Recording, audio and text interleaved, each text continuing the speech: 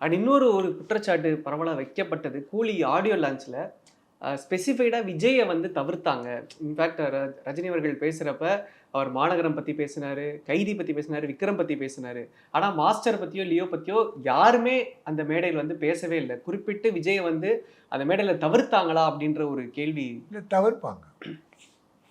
ஏன்னா இப்போ அவர் அரசியல் கட்சி தலைவர் ஆகிட்டார், எல்லாரும் தவிர்ப்பாங்க.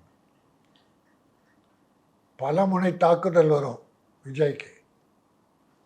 அரசியல் கட்சி ஆரம்பிச்சிட்டாலே அது கெத்தான். அதனால் அவரை வந்து யாருமே சீண்டவன் இல்லை, தீண்டவன் இல்லை, யாரும் தொடலை, தொட மாட்டாங்க. அது ஒரு விளம்பரம். இனி நாம ஏன் தரணும் என்ற எண்ணத்தோடு அதை அப்படி தூக்கி வச்சுட்டாங்க. அதான் நடந்தது.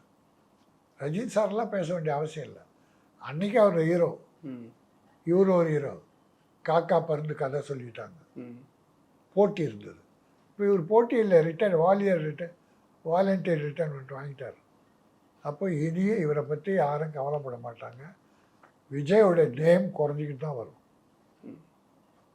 அந்த பேர் புகழ் இனிமே இருக்காது.